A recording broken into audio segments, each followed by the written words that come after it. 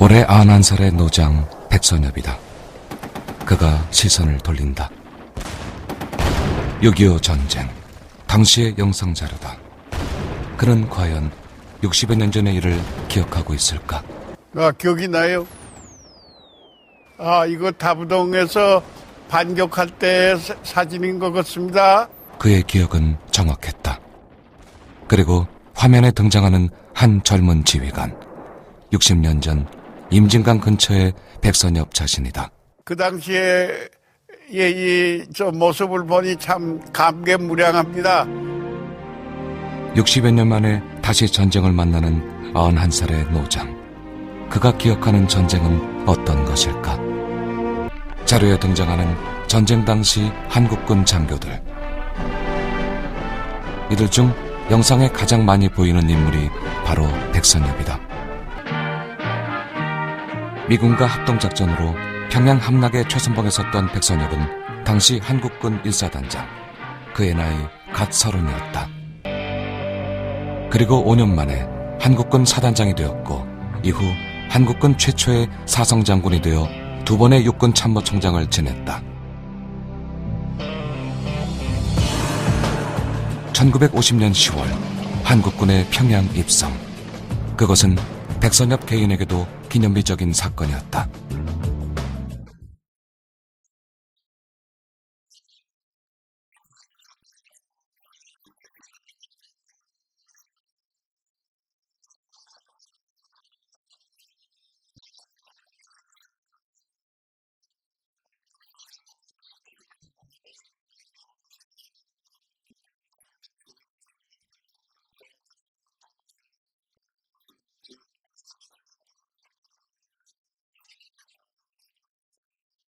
미서공의가 한창이던 1946년 4월 14일 이승만은 돌연 지방 유세를 떠난다. 그는 가는 곳마다 환영을 받았다. 이를 통해 민심을 파악하고 독립촉성국민회의 지방 조직을 확대하는 성과를 얻었다. 그 단정론을 얘기했다. 권력용만이 유일한 이유다라고 얘기하기는 어려울 것 같고요.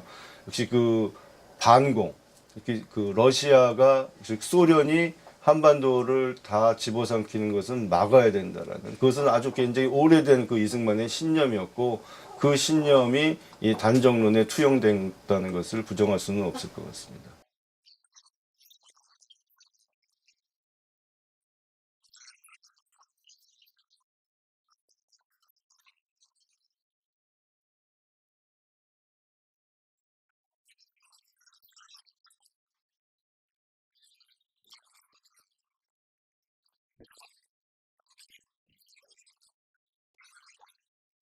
네, 그 백선엽 씨 살아있죠. 지금 내일 모레 100살입니다. 100살. 매일매일 출근한답니다. 국방부 앞에 전쟁기념관에 자기 전용 방이 있거든요. 그 자문위원장이에요, 이분이. 그래서 국방부 관계자들이 백선엽이 친일한 것들, 간도 특설 때 활동한 것들, 그 다음에 한국전쟁 당시에 민간인 학살 관련 있다는 것 다 알고 있습니다. 알고 있는데 백선엽이 살아있으면은 자기는 못한다. 저한테 얘기한 공식 입장입니다. 백선엽이 살아있는 동안에는 국군의 날을 광복군 창설일로 바꿀 수 없고 3.8선 돌파하는 날인 10월 1일로 계속 유지할 수밖에 없다라고 하는 그런 얘기를 하길래 알고는 있구나. 모르는 문제인데 알고 있으니까 이제 백선엽 씨가 죽으면 해결되는 거 아닌가라는 생각을 하고 있고 카운트다운을 하고 있는데, 백선엽 씨 죽으면 어디 가게 돼 있냐면은 국립묘지 가게 돼 있거든요. 국립묘지가 지금 서울 동작동 국립묘지가 지금 10,000원입니다. 10,000원 꽉 차 있어가지고 지금 대전 국립묘지 가야 됩니다. 대전도 꽉 차 있답니다. 영천에 가야 됩니다.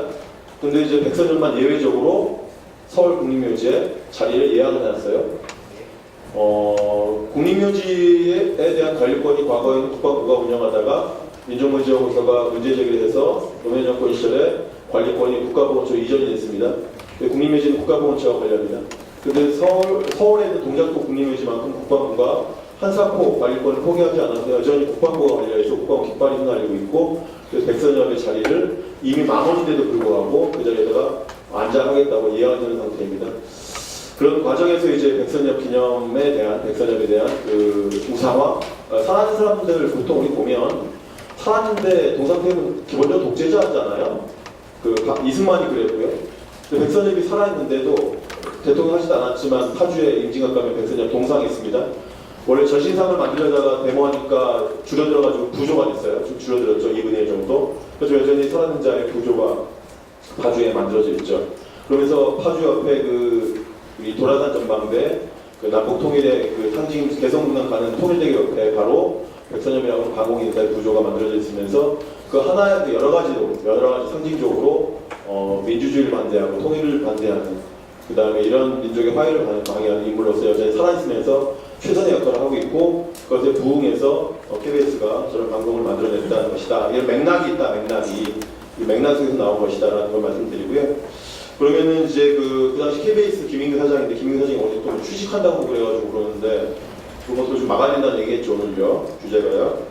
그리고 현재 이인호 여성 이사장이시죠 KBS에. 이인호 씨는 과거에 러시아사를 전공했습니다. 그 당시에 엄혹한 시절에 러시아사를 전공한다는 것, 그래서 많은 대학생들, 진보적 지식인들에게 상당히 추앙받는 지식인이었고 인사였죠. 그래서 그런 공덕인지 몰라도 DJ 때 최초로 여성으로서 핀란드 대사, 이어서 러시아 대사까지 해서 많은 감투가 있는 분이죠. 그래서 그런데 DJ 때 그 정도 했으면 좀 이제 물러나야 되는데 성이 안 찼는지 입장이 변했는데요. 그 입장 변화에 대한 시점은 명확합니다. 본인도 얘기하지만 2009년도에 친일명사전이 발간되었고 거기에 자신이 가장 존경하는 친할아버지인 이명세가 등재되었다. 그다음에 이런 것을 인정할 수 없기 때문에 좌파와 싸워야겠다. 이런 입장의 변화가 있었던 거고 그것을 여러 차례 KBS 이사장 되기 전부터도 발언합니다. 쉽게 말하면 백범에 대한 폄하, 전반적으로 독립운동하는 폄하가 시작되는데요. 이명세라고 하는 자신의 할아버지는 김창숙이라고 하는 성균관대 초대 총장이죠. 그분은 모란의 앞장선 당사자입니다. 유교계의 친일파 대표적인 인사이죠. 그런데 이 이명세에 대한 이제 문제제기가 됐기 때문에 이분은 그거에 대해서 억가심적으로 그런지 모르겠지만 어쨌거나 독립운동에 대한 폄하가 시작되었고 뉴라이트에 선봉이 되었고 공국조를 주장하는 앞장선 사람이 되었고 어느덧 이승만 친보자가 되었거든요. 이 이인호가 여러 가지 한반 중에 가장 망언은 저는 이 망언만 가지고도 지금 당장 KBS 이사장 자리에서 뭘 할 수 있다고 생각합니다. 뭐라고 얘기했냐면 저 아까 코멘트는 동아일보에 나와 있으니까 보시고요.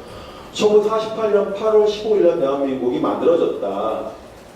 1945년 8월 15일날 해방이 될 때까지는 김구가 독립운동했다, 인정한다. 그러나 3년 동안의 미군정 과정 속에서 허탁한 좌우 대립 속에서 이 빨갱이로부터 나라를 구한 것은 이승만이었고 그 과정에서 김구는 아무 역할을 하지 않았다.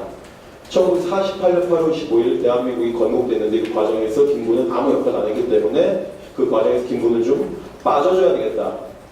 빠져달라. 건국의 주인공은 바로 좌파와 싸워서 우파의 나라를 만든 이승만이다. 그래서 이들에게는 이제 훈장도 줘야 된다. 법을 바꿔가지고. 쉽게 말하면 서북 청년단들을 우리 친일파로 본류를 인정하지만은 이 3년 동안 미군정 과정 속에서 이 좌파와 싸워서 우파의 나라를 만든 공로자이기 때문에 이분들을 훈장을 줘야 된다는 맥락으로 얘기가 되고 있거든요. 그래서 건국절을 만들어야 되고 건국기념 훈장 만들어야 되고 이런 과정 속에 있었던 겁니다. 그래서 1년에 아주 잘 짜진 각본, 이 역사를 가지고 장난치는 아주 잘 짜진 각본 속에 주인공 역할을 했기 때문에 대한민국의 헌법 전문에 보면 대한민국은 3.1 운동으로 건립된 대한민국 입시법을 법통을 하고 있기 때문에 이 법통을 부정하는 자가, 정면을 부정하는 자가 KBS 이사장이라고 하는 것은 그 자체 하나만으로도 자격이 없기 때문에 그 투쟁을 벌여야 된다는 말씀을 드리겠습니다. 그리고 KBS 그 정도를 붙이고요. 그래서 그런 말도 있었죠. 우리가 KBS 이게 나라냐라는 것처럼 그때 이미 이게 KBS냐 NHK 아니냐 라는 정서에 있었는데 NHK도 이 정도 안 합니다. NHK도 천황주의자들 이렇게 일제 천황주의자들 이렇게 옹호 안 합니다. NHK 무시하면 안 되거든요. 네. 어쨌든 그랬다는 것이고요. MBC의 경우에는 지금 MBC가 이제 상암동 이사 갔는데 여기 있다가 제가 상암동 가기가 싫은 게 그 옆에 바로 박정희 기념관이 있거든요. 박정희 기념관은 문제가 많은데 상암동에 가면 공기가 아주 안 좋아요. 박정희 기념관 있죠, MBC 쪽에 가지고 아주 공기가 탁합니다. 가기가 싫은데 원래 공기가 안 좋은 곳이다. 난지도 옆이라서요. 그런데 그 MBC가 제가 민족문제연구소 2005년도에 친일명사전 만든다고 예비 명단 발표하고 2009년도에 실제 발표했을 때 그 과정에서 엄경 사장, 엄경 앵커 시절이었고 많은 기자들, 특히 이용만 기자님 생각나는데 그때 친일파 시리즈를 방송해 주었어요. 10회 가까이. 그 기억이 아주 생생합니다. 그러면서 이용호 기자님과 같이 밀양에 같이 동행해서 취재했던 기록이 있는데요. 제 기억이 있는데요.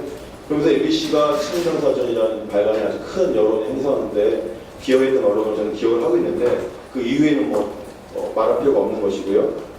이제 MBC 이사장이 고영주라고 하는 변호사인데요. 이분이 또 연구소랑 또 악연이 있지 않습니까? 이 친일명사전 그러니까 이제 이명사전 만든 게 유행 아닙니까? 근데 얘가 4대강 이제 전혀 안 오셨는데 4대강 구역자 사전도 나오는데 이분이 또 고영주 씨가 뭐라고 얘기하냐면 친북 이명사전 만들어야 되겠다. 친북. 친일보다 친북이 더 나쁘다. 이런 말이 조갑재 씨가 말한 거거든요. 친북이 나쁘다. 라고 하는, 그래서 그걸 이어받은 고영주 씨가 친북 인명사전을 만들었는데 우리 시대에 그야말로 민주화운동 원로 인사들이 다 들어가 있어가지고 한간에는 친북 인명사전의 명단이 빠진 사람들이 되게 서운했다. 내가 삶을 제대로 못 살았구나.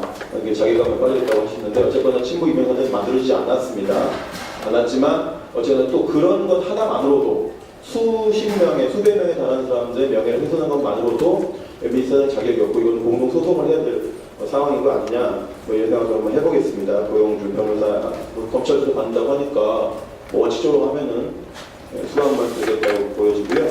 마지막으로 우리가 이런 일을 왜 하느냐 이거죠.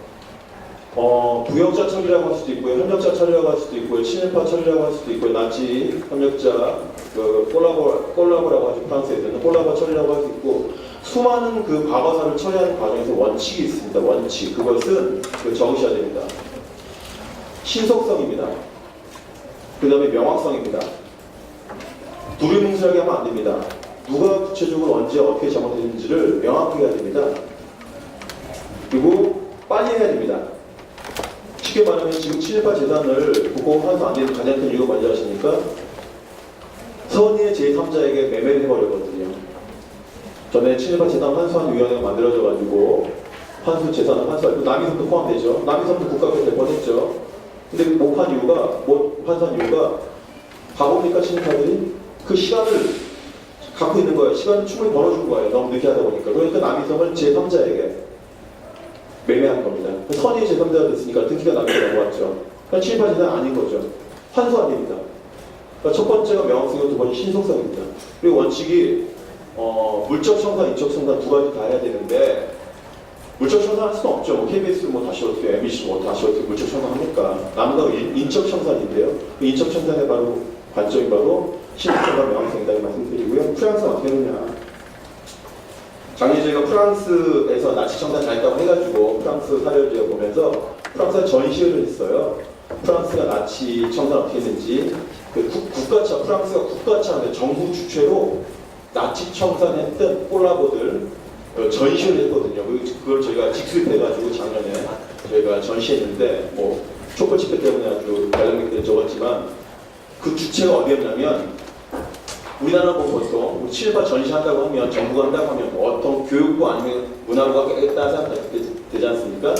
그 프랑스는 국방부가 주체예요. 국방부가. 친일파 청산을 대한민국 국방부가 한다는 거예요. 그건 어떤 관점이냐면 전쟁 기간이었죠. 2차 대전 때. 적국이었단 말이죠.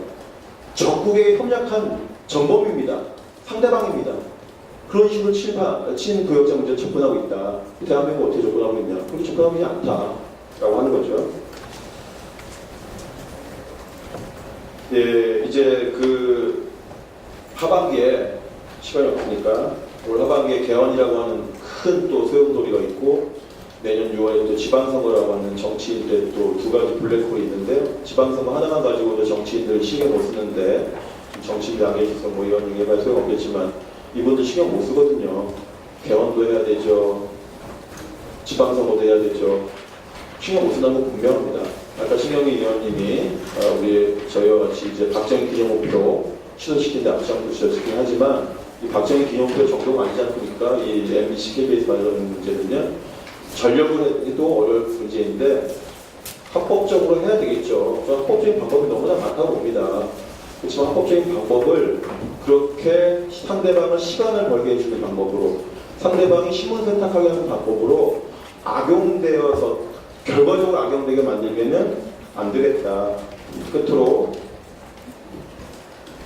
이제 1911년 신해혁명을 이루어서 중국을 민주공화국으로 만든 그 순원의 그 유명한 멘트가 있습니다. 25년도에 이분 중국의 완전한 해방을 보기 전에 돌아갔을 때 유명한 말이 혁명은 아직 성공하지 않았다. 동지들이여 여전히 노력해야 된다. 이 말이 여전히 대한민국 2017년도에도 유효한 말 같습니다. 고맙습니다.